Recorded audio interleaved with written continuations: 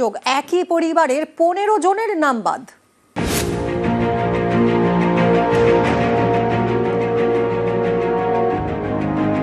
Total আমাদের 15 জনা member আছি, 15 জনাই পুরো টোটালি বাদ। আমরা তো একটা আতঙ্কে আছি যে সবকিছু পাচ্ছি, কিন্তু আমরা নিজের ভোটের অধিকার, নাগরিকত্বের অধিকারটাই পাচ্ছি না। একদিকে হুগলি আর একদিকে নদিয়া, মাঝখান দিয়ে বয়ে গিয়েছে ভাগীরথী। এই ভাগীরথীর পারে নদিয়ার কল্যাণী বিধানসভা এলাকার চরযাত্রা সিদ্ধি। এখানকার মাহাতো পরিবারের দাবি, তাদের বাড়িতে 15 জন ভোটার। এসআইআর এর পরে 15 জনেরই নাম ভোটার তালিকা থেকে বাদ গিয়েছে। 15 জন, 3 ভাইয়ের ফ্যামিলি পুরো ভোটার তালিকার নাম ছিল টোটাল বন্ধ, আউট করা, ডিলিট হয়ে গেছে। নদিয়ার চরযাত্রা সিদ্ধি, হুগলি লাগোয়া গ্রাম। মাহাতো পরিবারের দাবি, আগে তারা হুগলি জেলার ভোটার ছিলেন। 1984 সালে ভোট দেওয়ার পরে জানানো হয় তারা নদিয়ার ভোটার, হুগলিতে আর ভোট দিতে পারবেন না।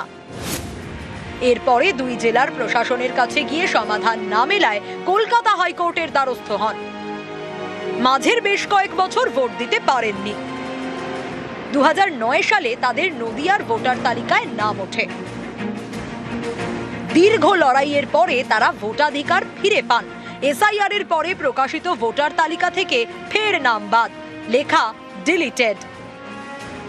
আগে তো আমাদের হুগলিতে ছিল, হুগলিতে আমরা তো জন্ম নেই, তখন আমার ঠাকুর দাদা আর ঠাকুরমা ভোট দিয়েছে।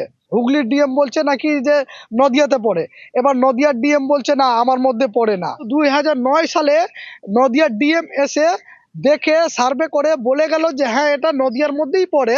তখন স্পেশাল কোটা হিসাবে আমাদের ভোটার সবাইকে বানিয়ে দিয়েছিল। কমিশনার নাম তুললো, কমিশনারই নাম তুললো, কাটলো। আমরা তো একটা আতঙ্কে আছি যে সবকিছু পাচ্ছি, কিন্তু আমরা নিজের ভোটের অধিকার, নাগরিকত্বের অধিকারটাই পাচ্ছি না।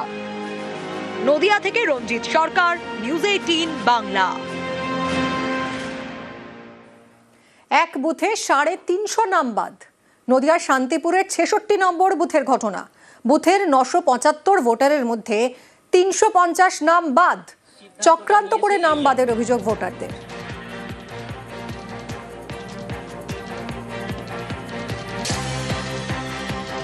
350 জন মতন মানুষের ভোট বাদ গেছে। যে আমার পাসপোর্ট থাকাকালীন এবং ভারতবর্ষের যত ধরনের প্রমাণপত্রই তো আমার রয়েছে, যদি আমার বাবা বাংলাদেশীয়, এখানে জন্মেছি, আমার সমস্ত প্রমাণপত্র A to Z আমার এখানকারই রয়েছে। আমার তো ব্যক্তিগত ধারণা, যেহেতু এখানে বিএলও সেখানে জানিয়েছে ফর্ম 7 আমাদের বিশেষ কিছু লোকের নামে জমা পড়েছে, যেহেতু আমার সমস্ত ডকুমেন্টস থাকাকালীন আমার ভোট কেছে, সেহেতু মনে হচ্ছে আমার ব্যক্তিগত এটা চক্রান্ত করে আমাদের ভোটটা কাটা হয়েছে। সঠিক নথি না দেওয়ায় নাম বাদ বলে দাবি বিএলওর। অনেকের ম্যাপিং হয়নি বলে দাবি।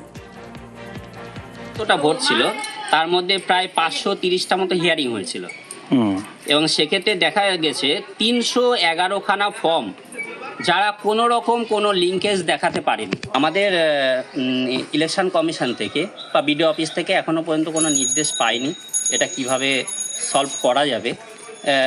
2-4 দিনের মধ্যে যদি কোনো সেরকম নির্দেশ পাই সেটা অবশ্যই আমি গ্রামবাসীদের জানাবো।